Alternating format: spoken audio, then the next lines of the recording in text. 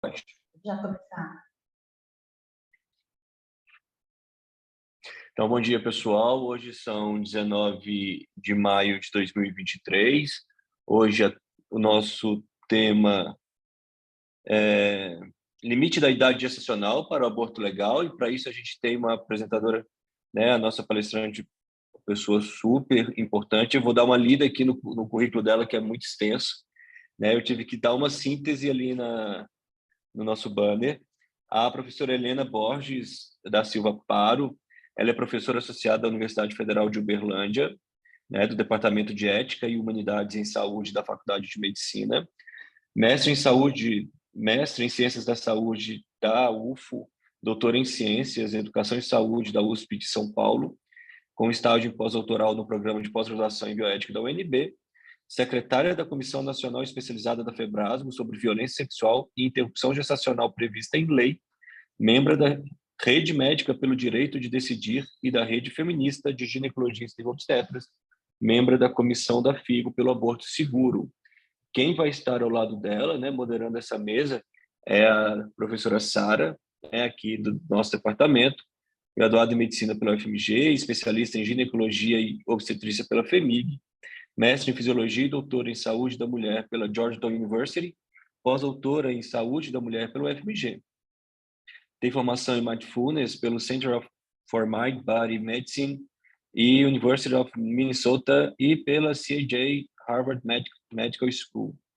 Atua como professora adjunta do Departamento de Ginecologia e Obstetrícia da Faculdade de Medicina, onde coordena pesquisas utilizando as técnicas de Mindfulness e gestão de estresse, e atua também como médico no Hospital das Clínicas da UFMG, onde chefiou a unidade de saúde da mulher e coordena o serviço de atendimento às vítimas de violência sexual. Doutora Helena, muito obrigado pelo aceite. Fique à vontade para a gente começar. Eu que agradeço demais o honroso convite, professor Eduardo, também a professora Fabiane, que fez o primeiro contato, e dizer que é uma honra estar aqui hoje com vocês, ao lado da professora Sara, a quem eu muito admiro, né? A professora Fabiane tinha me pedido para conversar, para reproduzir para vocês uma palestra, uma aula que eu dei no Congresso de Ribeirão Preto, assim, a Junqueira, e esse foi o título da palestra que tinham encomendado para mim, né? Que eu já vou começar a fala de hoje criticando um pouco o título da palestra, né? O professor Eduardo já me apresentou, e ao invés da gente falar sobre limites de idade gestacional para o aborto legal, eu vou propor que a gente passe a usar o termo tempo gestacional ao invés de idade gestacional, uma vez que idade tem a ver com a duração depois do nascimento, né? Se a gente for colocar aí no dicionário, né? E aí eu vou também fazer, ao longo da minha fala, algumas observações a respeito mesmo da terminologia que a gente usa, porque às vezes a gente utiliza uma terminologia para suavizar ou para tentar fugir um pouco do estigma da palavra aborto, e essas terminologias acabam por confundir muito o que é o conceito de aborto induzido, né? Ou de aborto legal. Inclusive, dizendo que existe aborto legal no Brasil, sim, apesar de um documento do Ministério da Saúde do ano passado, né, colocar que todo aborto é crime no Brasil e que não existe aborto legal. Sendo que, desde 1964, 64 ou 69, já não vou me lembrar a data, mas na década de 60, o termo aborto legal é indexado nos descritores de saúde no PubMed, né? Sendo que aborto legal é o aborto induzido nos casos permitidos pelas legislações locais, né?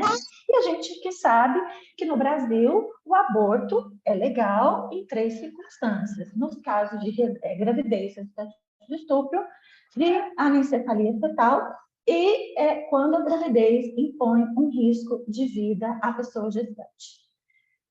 Bom, nossos objetivos hoje são revisar o conceito de aborto, conhecer quais são os limites de tempo gestacional nas leis no mundo e depois colocar como que isso acontece no Brasil, Explorar os fatores que levam à necessidade de um aborto induzido acima de 20 semanas.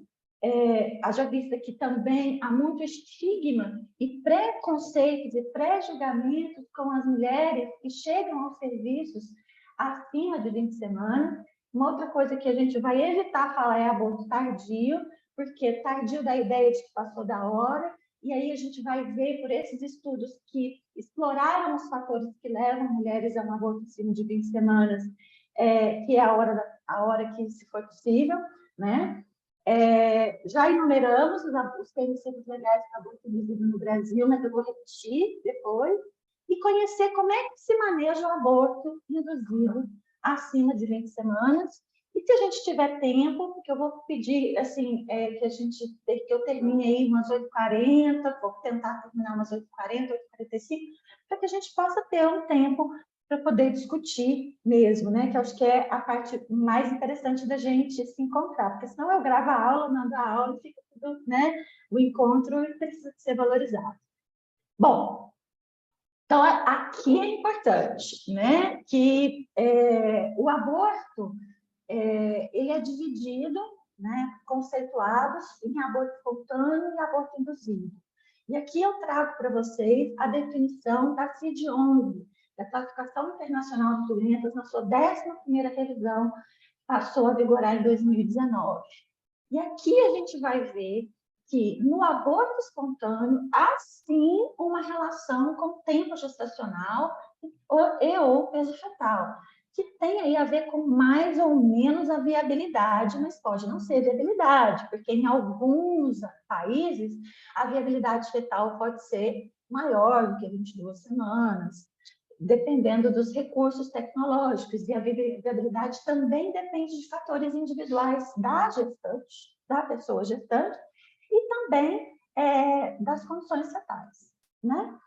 Então, o aborto espontâneo é uma morte embrionária ou fetal não induzida, ou seja, não provocada, não intencional, ou a passagem dos produtos da concepção antes de 22 semanas, ou com um peso fetal menos que 500 gramas, os produtos da concepção. Já o aborto induzido é a perda intencional, e aí o grifo é meu, né, para dizer que tem uma intencionalidade de interromper a gravidez por meios medicamentosos ou cirúrgicos. Só isso. Já o CDC, e aí nas explicações da definição da Organização Mundial da Saúde, inclusive da CID-11, como se preenche declarações de óbito, também há esse aditivo para o conceito de aborto induzido, que além de ser uma interrupção intencional da gravidez, sem limite de tempo gestacional ou peso fetal, sem relação com isso, mas também que não resulta, me desculpem aí o N, N1, porque esse slide originalmente estava em espanhol, me perdoem, que não resulta em um nascido vivo. E aqui isso é muito importante, porque nós tivemos na decisão da DPF 442, sobre a 442 não, da DPF 54, sobre a questão da anencefalia fetal, uma terminologia equivocada. Quiseram falar que não estavam falando de aborto, mas interrupção da gravidez de um feto incompatível com aborto, com a vida, também é aborto induzido. E não é antecipação terapêutica do pai, né? E não é interrupção da gravidez. Porque se eu falo interrupção da gravidez, eu posso dar a ideia de que, por um aborto induzido, eu posso simplesmente esperar mais um pouquinho, como foi o que aconteceu com o caso da menina de Santa Catarina.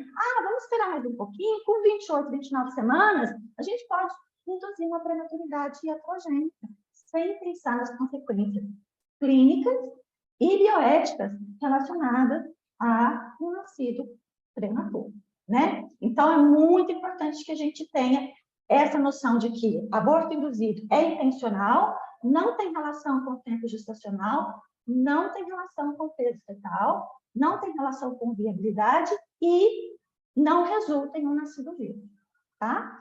Então, essa é a nossa conclusão. No conceito de aborto induzido, da Organização Mundial da Saúde, não há relação com o tempo gestacional, peso ou viabilidade fetal. Bom, dito isso, quem vai impor os limites de tempo gestacional são as leis. são as legislações locais. E aí, eu vou mostrar para vocês esse estudo de um grupo da Organização Mundial da Saúde, que fez, inclusive, uma base de dados eletrônica. Se vocês digitarem no Google Global Abortion Policies Database, vocês vão achar um site da própria Organização Mundial da Saúde, que você pode clicar o nome do país e ele vai te dar como é a legislação daquele país, inclusive te dando links para textos da legislação e documentos de Ministérios da Saúde, protocolos locais. Então, um trabalho muito interessante de revisão de leis sobre aborto induzido no mundo. Nesse trabalho, elas verificaram que, quando a causal ou o permissivo legal é risco de vida, dos países que, deixa eu só diminuir aqui, dos 129 países, dos 158 estudados, que tinham, os Estados Unidos não estão aqui, porque cada estado tem uma legislação específica, então não foi incluído aqui.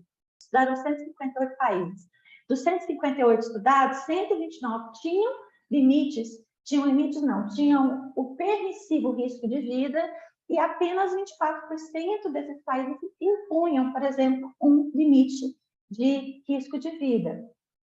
Por exemplo, Cuba tem um limite de 22 semanas para causar o risco de vida, mas é a minoria dos países, né, com essa causal que impõe um limite de tempo gestacional para o acesso ao aborto induzido.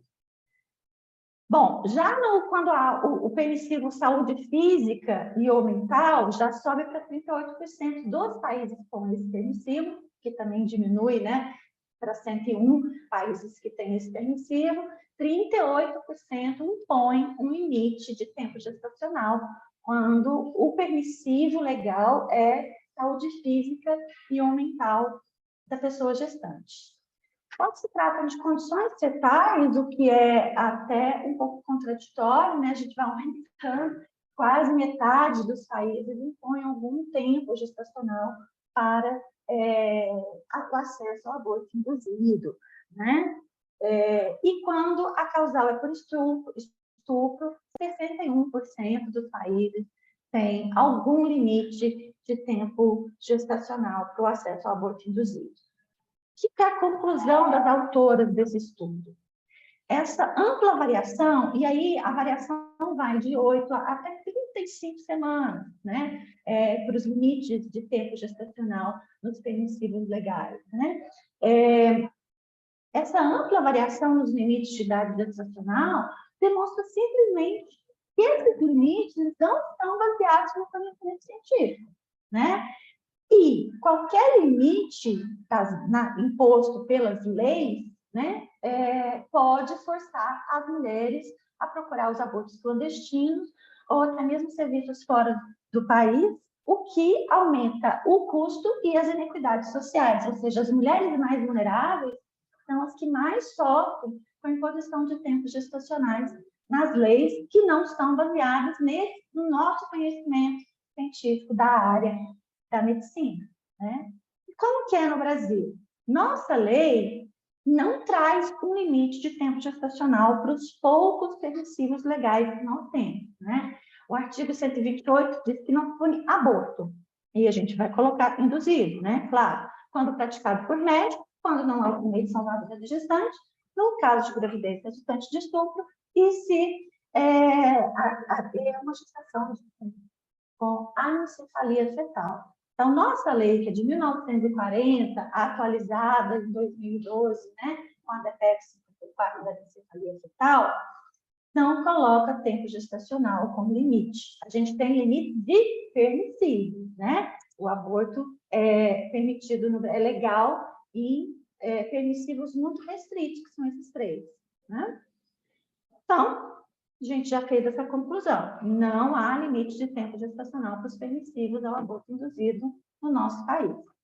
Mas o que a gente vê é uma falta de assistência às pessoas que chegam nos serviços acima de 20 semanas, né? A gente viu aí, durante a pandemia, em 2020, uma menina de 10 anos que chega no serviço com 19 semanas e ela é empurrada, né, retardando a sua chegada a um serviço que poderia propositalmente, intencionalmente, né, chega com 22 semanas e 2 dias no serviço e causa uma comoção mesmo no país, com um pedido de justiça, e ela teve que ir para Recife, e hoje essa menina mudou de identidade, né, mudou de cidade. Quem sofre geralmente são realmente as vítimas, né, que são as que mais sofrem com a outra violência imposta. E aí o caso de Santa Catarina, que foi assim, o caso acho que mais emblemático, né, de uma menina que foi mantida em cárcere, né, num abrigo, para que ela não pudesse ter contato, né, com os profissionais de saúde que estavam ali dispostos a realizar o aborto induzido ao qual ela teria direito. E esse suportaria ficar mais um pouquinho, muito emblemático, porque essas pessoas que se dizem pró-vida e que, na verdade, eu classifico como pró-nascimento, elas são a favor do nascimento, né? Não pensam, inclusive, nas questões éticas, né, bioéticas e clínicas, né, de se interromper uma gravidez, resultando num nascido vivo de 24, 26, 28, 29, 30, que seja 34 semanas, né? A gente sabe que qualquer prematuridade pode trazer consequências e sequelas, e se a gente pensa num produto da concepção que seja um nascido vivo, nós temos que fazer de tudo, né? E a prematuridade na obstetrícia, ela é nosso último recurso, né? Quando a gente tem aí o feto como paciente. Mas no aborto induzido, o feto não é um paciente, né? Então, acho que é importante a gente deixar claro isso também. Bom, então, quem são as mulheres, né, as pessoas que buscam um aborto depois de 20 semanas?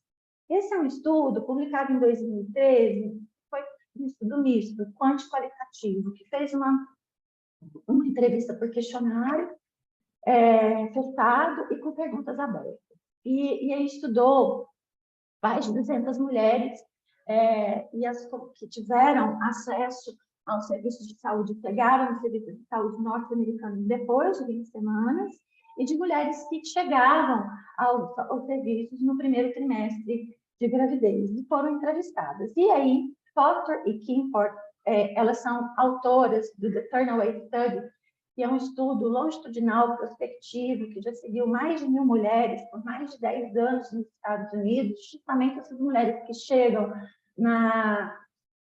no limite dos tempos gestacionais impostos pelas clínicas, que também esses limites são impostos de maneira infralegal, mas de acordo com a capacidade técnica das clínicas de oferecerem seguramente, com segurança, o aborto induzido, né? Que é o que acontece também muito hoje no nosso país. Então, quem são essas mulheres? São mulheres que criam seus filhos sozinhas, mulheres que estão em depressão ou uso de drogas ilícitas, que, né, levam a um atraso no reconhecimento da gravidez. São mulheres que sofrem violência doméstica, que podem, inclusive, estar em cárcere privado, que não conseguem acessar os serviços de saúde. São mulheres que têm dificuldade de decidir sobre o aborto induzido e também dificuldade de acessar os serviços. E aí, por isso, que no nosso país, provavelmente, a gente não tem as estatísticas, mas provavelmente a proporção de pessoas que acessam serviços com mais de 20 semanas é maior do que em países em que a gente tem legislações menos restritivas ao aborto e um número de serviços maior, né? O acesso próximo da residência é mais fácil. E também jovens e nulíparas, né? Então, a gente recebe muitas crianças que, às vezes, tiveram amenorreia e têm uma dificuldade de reconhecer uma gravidez no próprio corpo, e aí só uma gravidez resultante de um estupro vulnerável, né? E que, muitas vezes, são os familiares, a mãe, que percebe o crescimento abdominal, já acima de 20 semanas, quando vai procurar o serviço de saúde. Então, é muito comum também entre crianças e adolescentes. Esse outro estudo também é da Katrina Kimport, agora de 2022, é feita uma entrevista com mais de 20 mulheres que acessaram os serviços acima de 24 semanas, né? Colocando com a seguinte pergunta: será que o aborto induzido de terceiro trimestre é excepcional? Né? Os números são importantes, né? Menos de 1% das pacientes, das pessoas, chegam a serviços acima de 24 semanas, né? Mas elas enfrentam uma rota, né, crítica de acesso e também de atrasos de diagnósticos que as levam a chegar, né, à decisão e aos serviços em fases mais avançadas da gravidez. Vejam que eu também luto para não falar fases tardias, né, da gravidez e idade gestacional, que é algo que está, né, bem solidificado na nossa formação, que levam essas mulheres a ter um aborto de terceiro trimestre. Primeiro, novas informações sobre a gravidez, né? Muitas vezes, mulheres têm, as pacientes têm diagnósticos de malformação só depois da 30ª semana de gravidez. E o prognóstico da malformação também muitas vezes é demorado, né? Para se colocar. Também porque muitos profissionais de saúde têm receio, né, em já selar um prognóstico no primeiro exame de imagem, né? E o próprio diagnóstico de gravidez, como a gente mostrou no outro slide, pode ser nessa fase, né, mais avançada da gravidez. As mulheres enfrentam também barreiras de acesso, dificuldades financeiras, restrições geográficas, são muito prevalentes no nosso país. E aqui, olha só, corrigir, né, limite de idade, né, de tempo gestacional nas leis, e também falta de financiamento público, né, para os serviços e falta de políticas públicas mesmo, né, para que essas pessoas não se sintam sozinhas. Muitas vezes a gente recebe as pacientes que elas vêm por conta própria. A paciente de hoje, aqui na sala do lado, veio viúva, né, do interior de São Paulo para Uberlândia. Assim, não tem esse suporte do Estado, né, para conseguir acessar um serviço. Essa terceira categoria colocada do estudo é a que acho que é que mais nos toca, né, como profissionais de saúde. A oposição dos profissionais de saúde, e aqui, de novo, né, tem um errinho, esse slide foi trazido provavelmente seria do inglês, né, porque do espanhol não. Oposição dos profissionais de saúde, então, muitas vezes, com diagnóstico de malformações fetais, que não sejam incompatíveis com a vida, ou sejam, e às vezes, volta daqui 2 semanas, para a gente fazer outra ultrassonografia, e aí, sem revelar, ou sem realmente conversar e trazer as informações necessárias para que a pessoa possa tomar sua decisão, né? E a recusa, a objeção de consciência de vários profissionais de saúde que também não dão informações sobre direitos, né, quando eles se opõem. Isso não é objeção de consciência, mas é como a gente tem observado, né, o exercício dessa objeção, que não dá informações, né, ou que simplesmente fala que não faz e não encaminha, né, a paciente para os serviços adequados, né? Kimport conclui que mesmo que os números de abortos induzidos acima de 20 semanas sejam excepcionais, nos Estados Unidos por volta de 1% das pessoas, esses fatores que levam a que as mulheres cheguem acima de 20 semanas nos serviços, não são. Esses fatores são sistemáticos. São fatores do próprio sistema de saúde e do sistema social mesmo, em que nós vivemos, né? Bom, dada essa primeira, então, parte da minha exposição, colocando questões conceituais, como é que funciona os limites de tempo gestacional no mundo, e o que levam as mulheres ou as pessoas gestantes a necessitar de um serviço que as atenda sem limite de tempo gestacional, de acordo com a lei brasileira, a gente vai falar, então, como é que a gente maneja o aborto legal, ou seja, o aborto induzido dentro dos permissivos legais do nosso país, no segundo e no terceiro trimestre, e não tem muita diferença, a diferença vai ser muito o tempo gestacional e a dosagem de misoprostol, né? A gente tem duas opções de tratamento no aborto induzido, no segundo e no terceiro trimestre. O tratamento medicamentoso, que todos nós conhecemos, uma indução com misoprostol, pode ser feito em qualquer tempo gestacional, e depois de 20 a 24 semanas, a gente recomenda, inclusive vai sair a recomendação da FIGO agora, uma atualização, provavelmente vai sair no próximo congresso, né, agora em outubro de 2023, em Paris, vai sair a nossa atualização daquele quadro do misoprostol, e aí com uma observação que depois da viabilidade fetal, a indução da gestoria fetal deve ser recomendada. Para quê? Para que a indução do aborto não resulte em um nascido vivo com prematuridade, né? Então, essa é a questão, tá? Até 24 semanas, a gente também pode oferecer o tratamento cirúrgico para a paciente, que se chama dilatação e evacuação. É uma técnica cirúrgica desenvolvida na década de 70, muito utilizada nos Estados Unidos. Mais de 90% dos abortos induzidos no segundo trimestre são por dilatação e evacuação.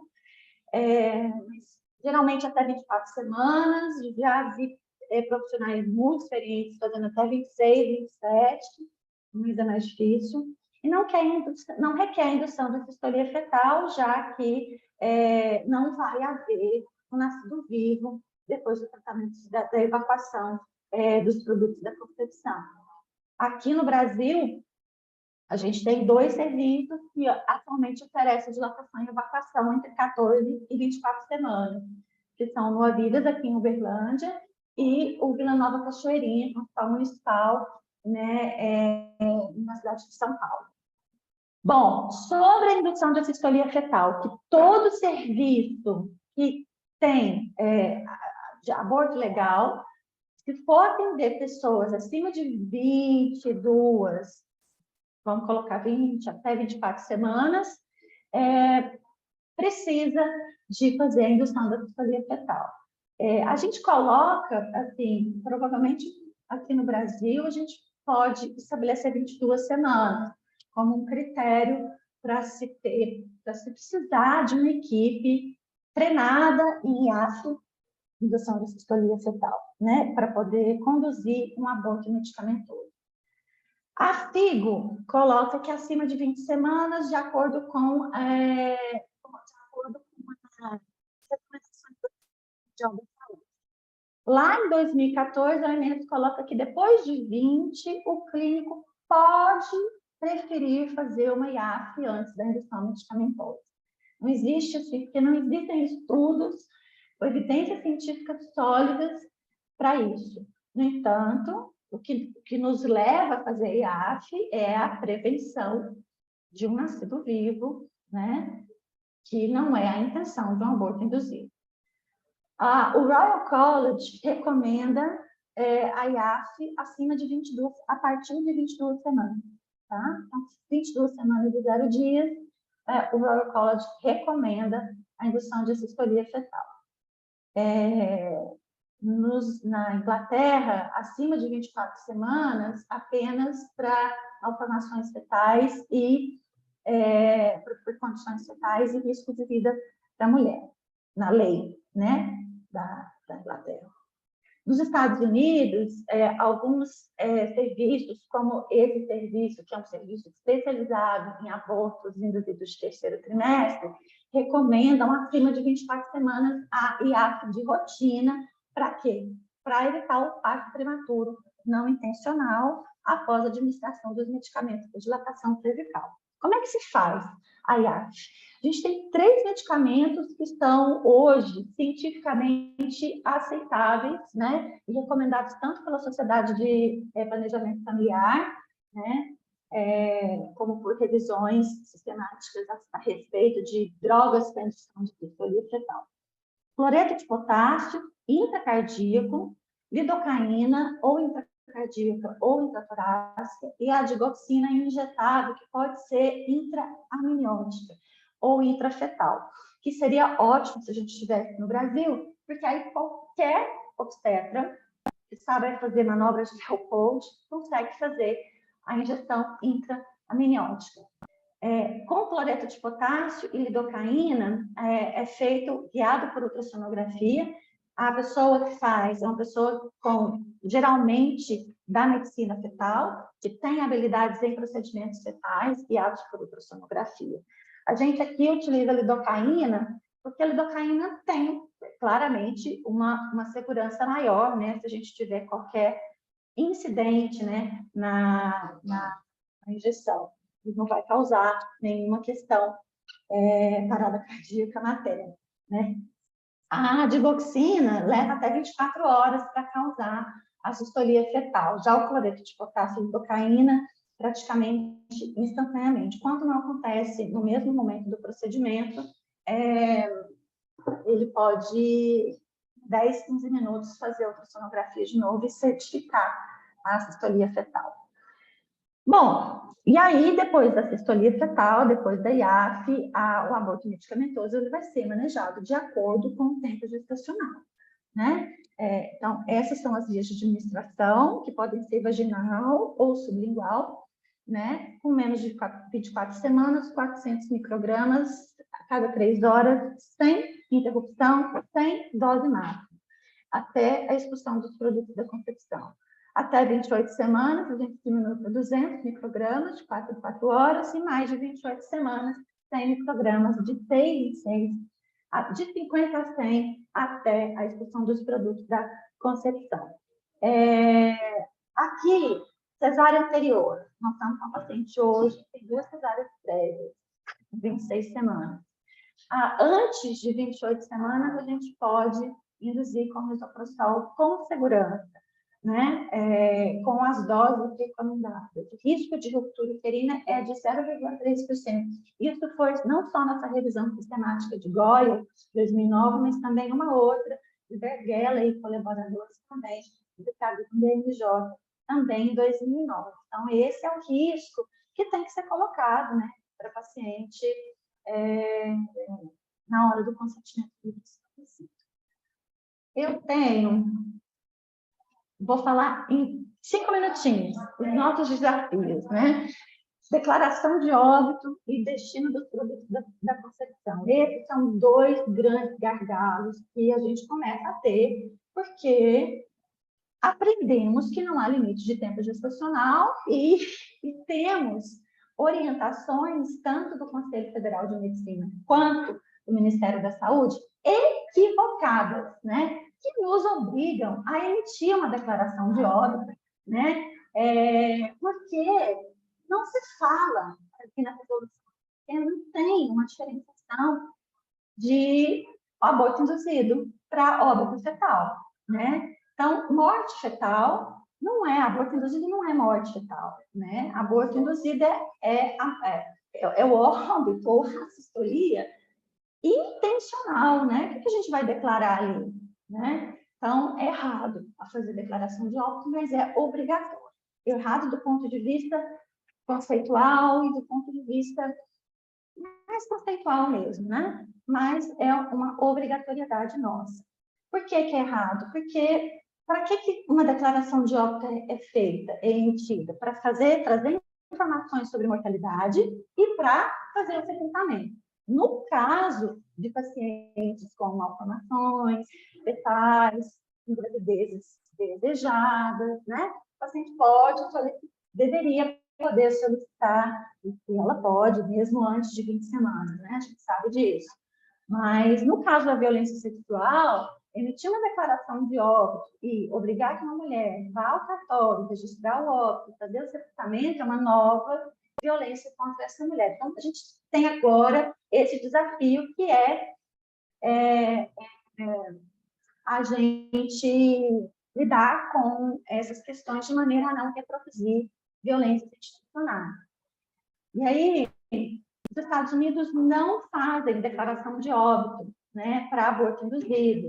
E o CDC conceitua óbito fetal como a morte intrauterina espontânea de um feto em qualquer tempo gestacional. Então, esses registros deveriam ser feitos de maneira separada. Então, o Ministério da Saúde deveria nos isentar a declaração de óbito para os abortos induzidos e criar um sistema de notificação de abortos induzidos melhor, para que a gente pudesse até fazer pesquisa em termos de tempo gestacional e várias outras variáveis que a gente poderia estudar, né, num sistema, numa base de dados do SUS, né?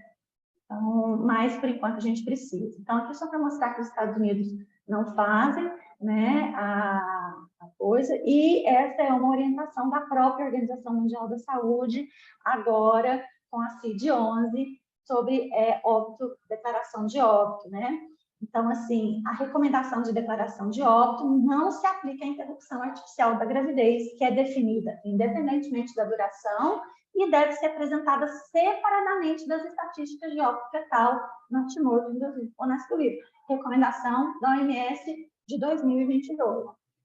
Era isso que eu queria falar com vocês, estou aqui à disposição para que a gente possa conversar um pouquinho, né? Lélia Gonzalez dizendo que temos que nos organizar já, né? Depois que o conhecimento chega, gente, é difícil não fazer o que é certo, né?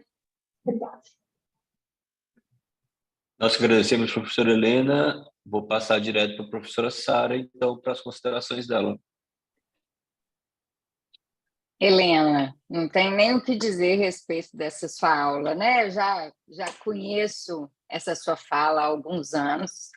Tive a felicidade de ser convidada a participar do grupo de serviços que realizam aborto legal no Brasil, porque até então, como todo mundo comenta lá, é um trabalho muito solitário, né? Porque a gente fica ali com o problema, com a paciente, e muitas vezes a gente sofre retaliação nos nossos serviços de saúde, preconceito, e fazer parte de um grupo onde tem pessoas como você na liderança deu um alento muito grande, né? Eu deixei de trabalhar sozinha e passei a trabalhar junto com esse grupo. E apenas para mostrar para vocês como é importante ter pessoas como Helena ajudando, né? Até 2022, o nosso serviço no Hospital das Clínicas fazia interrupção de gestação, fazia o aborto legal até 22 semanas. Aí nós tivemos 3 casos em que a anatomia patológica barrou esses fetos porque exigia declaração de óbito e para que esses fetos fossem sepultados. E, obviamente, eu não tive a coragem de chamar esses pacientes para fazerem, né? Porque para fazer a declaração de óbito, você tem que ir no cartório, declarar aquele nascimento, o que seria mais uma violência para essas mulheres. Então, em discussão na diretoria, infelizmente, ao invés de nos ajudar, nós tivemos foi uma redução da idade gestacional no Hospital das Clínicas para 20 semanas. E, por causa disso, quando nós tivemos outros casos acima de 20 semanas, nós tivemos que pedir ajuda. Ajuda para a Helena, ajuda para o doutor Olímpio, inclusive encaminhar a paciente para Recife. Foi na época que a Helena estava fazendo pós-doc, né, Helena? Não estava lá em São Paulo. Tivemos que encaminhar a paciente para Recife para fazer a IAF e depois retornar com essa paciente para a gente fazer, né, a assistência dela no HC, ou seja, quanto sofrimento essas mulheres precisam passar. O que eu gostaria de saber, Helena, assim, como que foi para o Nua Vidas? Vocês já chegaram sem esse limite, né, de tempo gestacional, ou vocês foram galgando cada dia, né, um degrauzinho a mais para conseguir chegar onde vocês estão hoje, que é um exemplo para o Brasil? Bom, professora Sara, essa é uma pergunta muito importante, né? Porque às vezes quando a gente vê assim, né, o serviço montado, a gente acha que foi fácil, né? Não é. Eu, assim, fui formada como todos nós, né? Com os livros de obstetrícia falando que aborto é até 22 semanas ou 500 gramas, né? De peso fetal e que depois disso não é aborto mais, né? E aí a gente começa a sua atuação em 2017. E aí, professora Alamanda está aqui, já vou grudar a sua pergunta com a pergunta da professora Alamanda. Eu fui atrás, né? Eu ia sozinha, né? Muito solitária, assim, né? Sem referências mesmo dentro da universidade sobre aborto induzido, né? Porque a gente abriu o serviço, então eu não tive o conteúdo na graduação e nem na minha residência médica, né? Nem o conteúdo teórico, nem o conteúdo prático, né? Muito menos a parte prática, né? Então, em 2020, eu fui atrás da dilatação e evacuação, muito impulsionada por um caso de uma menina de 11 anos, que a gente atendeu, estava com 17 semanas de gravidez, ela chega de tristeza, amarelo, lacinho amarelo no cabelo, e eu pergunto para ela, Ana Vitória, você sabe como uma mulher fica grávida? Tem neném? E ela fala assim, não, eu vou aprender isso só o ano que vem na escola. E aí eu tenho que fazer uma indução medicamentosa de um feto de 17 semanas. E aí eu não é possível, eu tenho que aprender dilatação e evacuação. Professora Lamando, se vocês tiverem dilatação e evacuação aí no UFMG, vocês me falam, porque eu procurei nesse país todo, inclusive no Federal Python, né? Que é a referência de maior número de procedimentos. E o que eu entendi é que esse assunto foi negligenciado ao longo dos anos da obstetrícia brasileira. Por quê? Não tem como comprar as pinças, eu tive que importar as pinças, pagar mais de $3.000 só de imposto de pinça, porque não tem pinça para comprar aqui, não tem material, né? Porque a gente vem forçando as meninas e mulheres a expulsar os fetos. Tem analgesia ainda, né? Que é um outro desafio do nosso serviço, eu acho que não é só do nosso, né? Ter analgesia na expulsão, né? Que as mulheres têm direito, não tem nem para o parto, imagina, para um aborto induzido, né? Então, eu fui contando essa história para vocês, para dizer que eu fui até Nova York fazendo estágio, para poder ver como é que fazia dilatação e evacuação. E lá, estava completando 1 ano da lei que tirou o limite de tempo gestacional no estado de Nova York. E a residente, quando eu estava dando aula, ela me fez a pergunta certa. Ela falou assim, Helena, na lei brasileira, no texto da lei brasileira, existe limite de tempo gestacional para aborto legal? Porque se ela tivesse só perguntado assim, no Brasil existe, eu ia falar, tem, no manual do Ministério da Saúde, 22 semanas. Mas ela fez a pergunta certa, na lei brasileira. Então, foi aí, a partir de 2020, que eu estudar e depois voltei à vida, estudando textos de direito, conversando com o procurador da República, com a advogada, professora do direito, que é a nossa parceira aqui do Nua Vidas. Não tem mesmo a lei. Estudando a história do conceito de aborto induzido na Organização Mundial da Saúde. E aí, aquela história, Sara, depois que a gente sabe, não tem como que eu vou negar uma paciente que foi nossa primeira paciente, estou vendo que a professora Angélica está aqui, nossa primeira paciente, em 2020, que chega com 24 semanas, sabendo que ela tem direito, e sabendo que a gente tem como fazer aqui nesse hospital, porque a gente tem equipe de medicina fetal, entende? Então, foi a partir de 2020 que a gente começa a galgar, mas de maneira assim, Angélica, pelo amor de Deus, vem cá me socorrer. Hoje, a gente está estruturado, a gente tem uma médica que fez medicina fetal em Recife, uma nova, que está dentro da nossa equipe do Novidas. Ela faz o ambulatório com a gente, né? Então, a gente marca 2 IAPs por semana para ela, até, né? Hoje a gente vai ter 3, mas é porque acumulou, sabe? Assim, umas coisas que vêm assim, parece que 2 semanas a gente trabalha muito, depois arrefece um pouco, né? Então, eu acho que eu respondi sua pergunta, né, Sara, e a pergunta da Respondeu sim, professora professora. Alamanda. Respondeu sim, muito obrigada. Assim, achei muito esclarecedora a sua exposição. É um tema complexo, sensível, né? Repleto aí de nuances assim, sociais, né?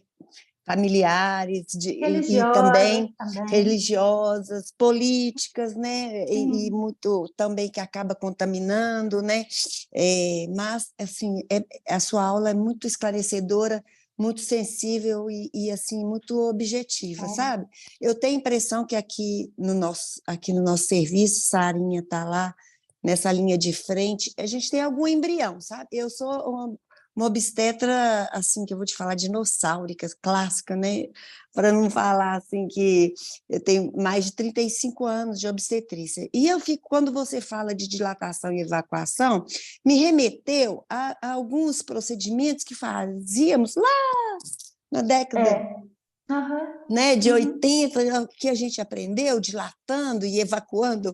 Então, me pareceu assim, não é algo tão difícil assim, né? não, Eu tenho a não. impressão que é alguma coisa que eu acho que nós temos habilidades para poder, de repente, Aprender apenas rápido. reestruturar melhor esse procedimento aqui. Nós temos um serviço de medicina fetal também aqui, né? Então, é um serviço ao qual eu participo, então eu tenho a impressão que há um embrião aqui, mas realmente há muitos limites, e aí eu acho que agora é uma luta mesmo, né? Como a sua, a gente tem que iniciar Sim, uma jornada para poder somar com outros serviços. Eu acho que a gente precisa de contrapor a uma avalanche aí, assim, muito ideológica e muito radical, para poder ajudar essas mulheres, ajudar essas meninas, né? Que eu acho que é muito importante. Muito obrigada, viu? Eu que agradeço, professora Lamanda. E eu já vou aproveitar para dizer que o Nua Vida está à disposição. A gente está começando agora com um curso de extensão, que é o Nua Vidas Mais, em que a gente vai ter um componente teórico e também um componente prático. Então, se vocês quiserem vir, a gente só precisa de ter mais volume de cirurgias para poder, por exemplo, ver como é que é e ver como é que compra as pinças, quais são as pinças, ver o procedimento, né? Como é que se faz, desde dilatação até a Excelente. evacuação. A gente já vai colocar a divulgação e o curso vai ser para profissionais de saúde do SUS.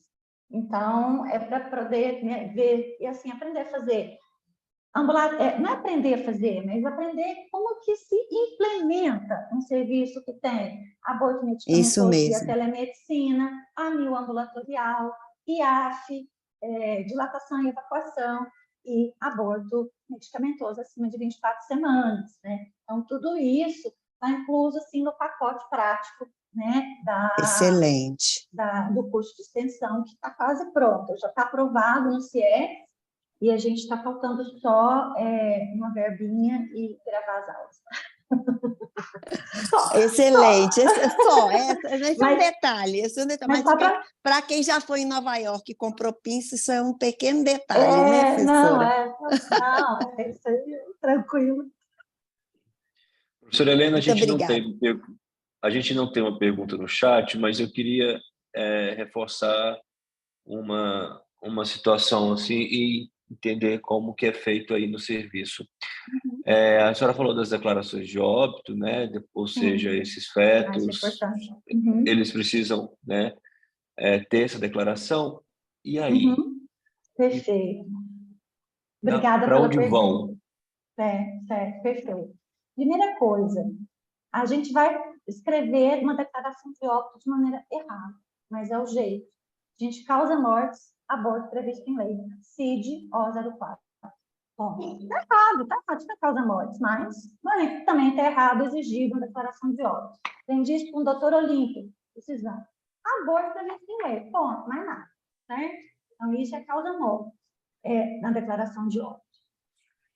Aí, aqui a gente não tem ainda isso, tá? Mas a paciente tem algumas opções. Ela pode querer encaminhar o feto para IML, para coleta de vestígios, né? E se ela quiser, aí o IML, aí tudo tem que ser parceria e tem que ser conversado. Aí é o pessoal do IML que faz o registro do óbito no cartório, certo? E fica com o feto lá, certo? Faz o registro, mas não tem sepultamento, ok? Então, fica com o feto lá.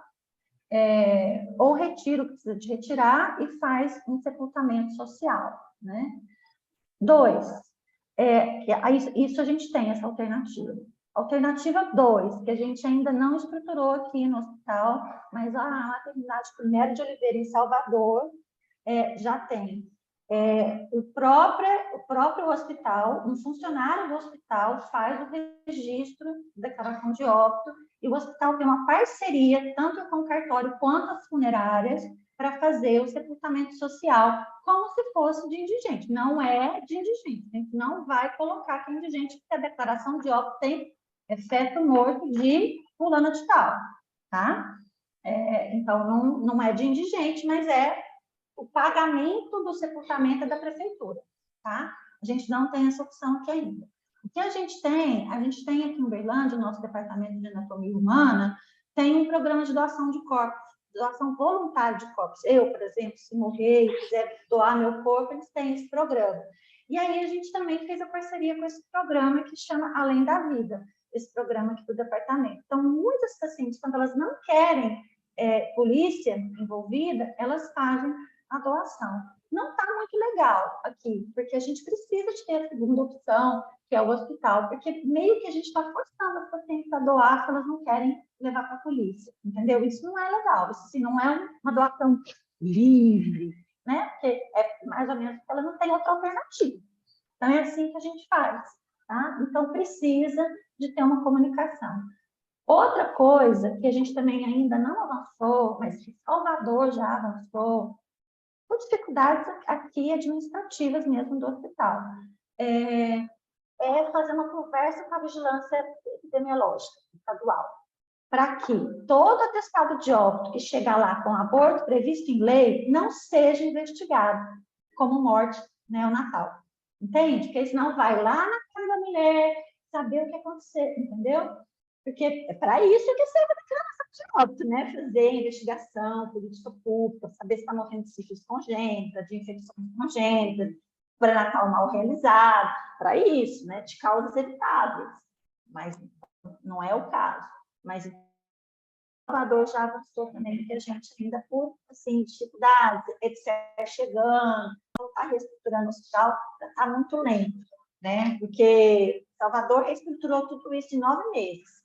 Eles começaram o serviço tem 9 meses, já tem tudo isso. Já no fluxo do protocolo deles, sabe? Que é bem interessante. É uma experiência boa também, a experiência de Salvador. Eu fico Super pensando em importante a todos esses pergunta. entraves, né? Exato, a gente tem alguns entraves, né? Todas essas parcerias, elas são difíceis, assim. Imagino que não tenha sido uma conversa muito fácil para estabelecê-las, né? A gente tem alguns obstáculos justamente nessa construção das parcerias. E eu fico pensando justamente com os cartórios, né? Já que para você fazer essa declaração, você precisa de um parente ou a própria pessoa. Aí Não, também precisa tem que ter não. Pode Não ser precisa? uma pessoa desconhecida, pode ser uma pessoa que está com a declaração, não precisa ser parente. Não, pode ser qualquer pessoa, pode fazer registro. Ah, o que Isso nem facilita. precisa de conversa no cartório, isso é da própria lei mesmo. Ah, Qualquer pessoa perfeito. pode declarar o óbito, pode pedir a certidão, fazer o Eu registro sei. do óbito. Ah, ótimo, mais um esclarecimento. Uhum. Obrigado, professora. Doutora Sara, mais alguma coisa? Nós não temos pergunta no chat. Acho que a gente também não vai ocupar muito tempo da professora Helena, porque ela está Não, correndo lá no tô aqui. ambulatório. É Tem para paciente agradecer esperando. mesmo. Essa parceria, né? Ter conhecido a Helena foi para mim uma salvação da lavoura, vamos dizer Que assim, isso, porque nossa senhora, só eu sabia a solidão que eu trabalhava, né? E aí ter te conhecido e ter tido a sua parceria, sua ajuda, e depois vir a participar, né, daquele grupo de todos os serviços de aborto legal do aquele Brasil grupo é foi muito realmente importante. muito bom. É uma estrutura muito boa que nos ajuda muito, né? E aí, aos pouquinhos, a gente vai melhorando o serviço, um pouco aqui, um pouco ali, seguindo o exemplo que vocês dão, né? Você, Cristiano, doutor Olímpio, que É um vão nos desafio por guiando. vez, um desafio por É, vez, né? A gente ainda é tem muito para verdade. melhorar, e aí, uma coisa assim, né? Você vê, Salvador conseguiu ir muito longe em menos tempo. Mas são as questões locais, as dificuldades locais, né? Eu acho que é importante a gente dizer que não é um serviço perfeito, que tem essas dificuldades e que a gente está buscando, né, superá-las, mas é isso. A professora Angélica levantou a mão. Exato, a Tô gente. nervosa Vamos com lá. ela Bom, aqui. bom dia. Se eu puder falar rapidamente, só para parabenizar a Fica à Helena. vontade. Nós fazemos parte da mesma estrutura hospitalar, né? E parte departamental também. Estive em parceria com a Helena no início do Nua Vidas nesse processo difícil, né, Helena? Não é fácil. E parabenizá-la porque ela tem conseguido quebrar várias barreiras, muitas delas individualmente. Então, é um esforço pessoal mesmo da Helena. Eu acho que ela tem entrado em embates muito duros, não tem sido fácil, mas eu admiro bastante a postura dela ética frente à evidência científica, de uma forma muito correta, muito firme. São situações difíceis mesmo, envolve muita questão. A gente tem tido problema com a logística do grupo de colegas, né? Não é fácil, e a estrutura hospitalar não nos ajuda mesmo, mas eu acho que precisa dessas pessoas mesmo para entrar nesse campo que ninguém quer entrar. Essa é uma verdade, né? Então, parabéns, Helena, e obrigada por estar fazendo isso aí dentro da nossa instituição, mesmo com todos os problemas. Eu acho que é necessário mesmo. No Vida tem ajudado muitas mulheres, muitas pessoas, não só da região, como do Brasil inteiro. Parabéns, viu? Que bom. Professora Angélica, ganhei meu dia, viu? É muito bom saber que eu conto com seu apoio. E a gente não faz sozinha, apesar de que às vezes aparece muito só meu nome.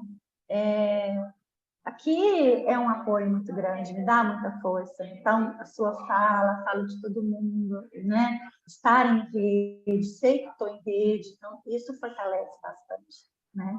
Então, é muito bom poder dividir conhecimento, compartilhar e estar aqui com vocês. Muito obrigada. Viu? Professora Helena, a gente que agradece, né, todo o trabalho feito e também essa aula brilhante, esclarecedora, muito importante, né, para reforçar conceitos que a gente às vezes passa, que a gente não aprende, como a senhora mesmo falou, mas a gente passa por cima também desses novos conhecimentos. Muito obrigado. Beijo, gente. Até a próxima. Beijo, beijo. A Se gente quiser. fecha, então, a aula de Tchau, hoje. Helena. Semana que vem, Obrigada. então, às 8 horas, a gente está de volta. Obrigada, Muito professora. obrigado, professora. Obrigada. Até mais. Obrigada, Tchau. Helena. Um beijo. Tchau, Sara.